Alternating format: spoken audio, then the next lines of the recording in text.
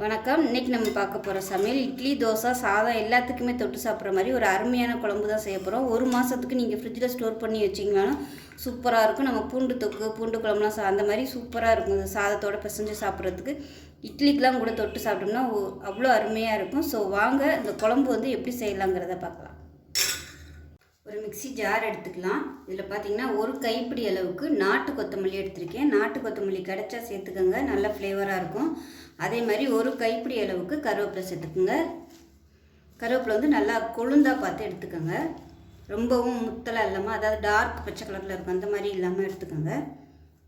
இப்போ இதில் ஒரு சின்ன துண்டாக ஒரு 4-5 பீஸ் இஞ்சி சேர்த்துக்கலாம். அரை டேபிள் ஸ்பூன் மிளகு சேர்த்துக்கலாம்.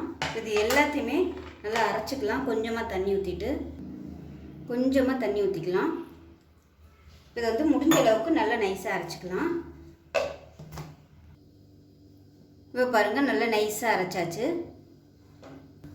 இப்போ ஒரு குக்கர் எடுத்துக்கலாம். இந்த குழம்பு நம்ம இன்றைக்கி குக்கரில் தான் பண்ண போகிறோம். ஸோ குக்கர் நல்லா சூடாகட்டும். சூடானதும் நல்லெண்ணெய் சேர்த்துக்கலாம்.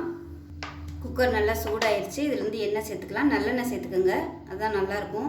எண்ணெய் கொஞ்சம் கூட இருந்தால் தான் இந்த குழம்பு நல்லாயிருக்கும். அதனால் எண்ணெய் நிறையவே சேர்த்துக்கலாம். எண்ணெய் நல்லா சூடாயிருச்சு. 1 டீஸ்பூன் கடுகு சேர்த்துக்கலாம். அதேமாதிரி 1/4 டீஸ்பூன் சோம்பு சேர்த்துக்கலாம். 2 வெந்தயம் சேர்த்துக்கோங்க. ஒரு வரமிளகா சேர்த்துக்கலாம் வாசனைக்காக. இது எல்லாமே பொரிய ஆரம்பிக்கவும் ஒரு கைப்பிடி அளவுக்கு பொடியாக நறுக்கினா பூண்டு சேர்த்துக்கலாம்.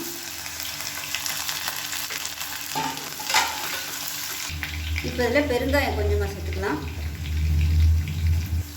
பூண்டு நல்லா பொன்னிறமாக வதங்கணும். இப்போ பாருங்கள், பூண்டு நல்லா வதங்க ஆரம்பிச்சிருச்சு. இந்த அடுப்பு நல்லா குறைச்சி வச்சுக்கோங்க. குறைச்சி வச்சுட்டு பொடி சேர்த்துக்கலாம். வீட்டில் வச்சுருக்க குழம்பு பொடி சேர்த்துக்கோங்க. நான் ஒரு 2.5 டேபிள் ஸ்பூன் சேர்த்துருக்கேன் குழம்பு பொடி.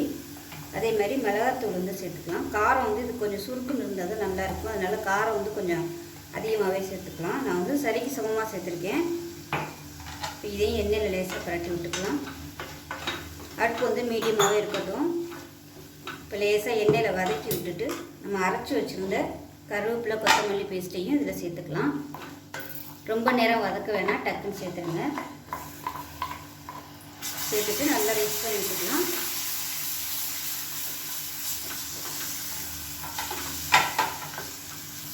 இப்போ மிக்சியை அலசிட்டு இந்த தண்ணியை சேர்த்துக்கலாம்.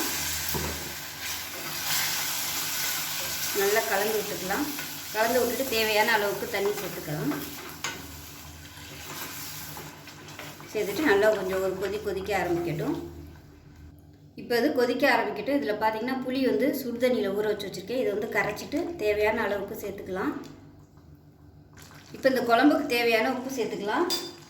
இப்போ பாருங்கள், நம்ம பொடியெல்லாம் எண்ணெயில் போட்டு வதக்குனதுனால டக்குன்னு அப்படியே எண்ணெய் பிரிஞ்சு வருது பாருங்கள். அதுக்கு தான் நம்ம எண்ணெயில் வதக்கிட்டோம்னா உங்களுக்கு பச்சை வாசனை போக சீக்கிரமாகவே வதங்கிடும்.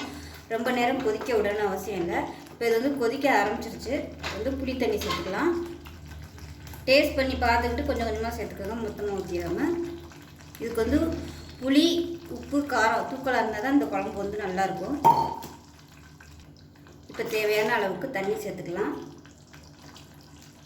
இப்போ இந்த ஸ்டேஜில் தண்ணி சேர்க்கும்போது சுடுதண்ணியாக சேர்த்துக்கோங்க. குழம்பு எந்த அளவுக்கு திக்னஸாக வேணுமோ அதுக்கு தகுந்த மாதிரி நீங்கள் தண்ணியாக வச்சுக்கோங்க. நான் குக்கரில் விசில் விட போகிறேன். அதனால் கொஞ்சம் தண்ணியாகவே வச்சுருக்கேன். ரொம்ப கெட்டியாக இருந்துச்சுன்னா அடி பிடிக்கும். இது விசில் வரையில் கொஞ்சம் வற்றும். நான் இந்த அளவுக்கு வச்சுக்கிறேன்.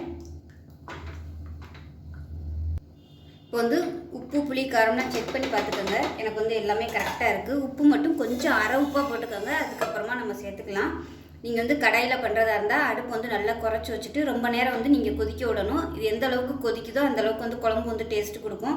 இப்போ நான் குக்கரில் வைக்க போகிறேன். இப்போ இதில் பார்த்திங்கன்னா ரொம்பவும் கெட்டியாக இல்லை, இந்த அளவுக்கு இருக்குது.